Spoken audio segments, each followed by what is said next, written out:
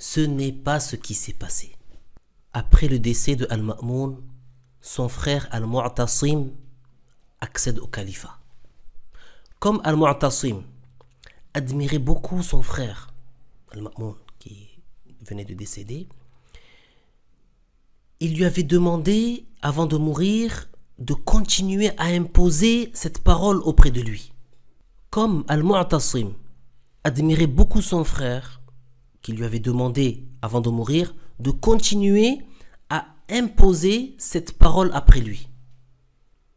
Et lui, effectivement, il est resté sur cette voie. Al-Mu'tasim avait même confié à un des Mu'tazila, Ahmad ibn Abi Du'ad, le poste de premier juge. Et c'est lui qui incitait à imposer cette parole aux gens. Et rappelons d'ailleurs que pendant ce temps, l'imam Ahmed, lui, il est resté en prison.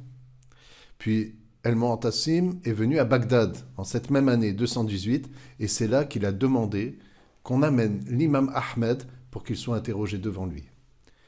Donc, malgré les preuves de son emprisonnement, il a manifesté une grande persévérance sans faille.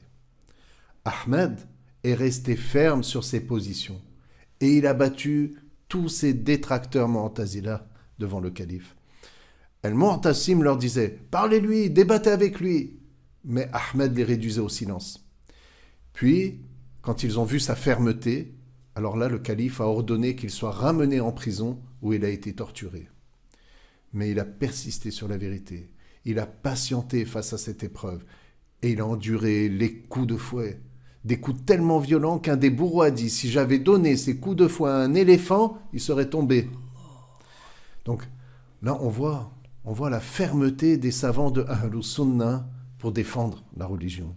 L'imam Ahmad a résisté à la torture, il a résisté aux coups de fouet, non pas pour protéger ses biens ou sa famille, mais pour protéger la croyance des musulmans.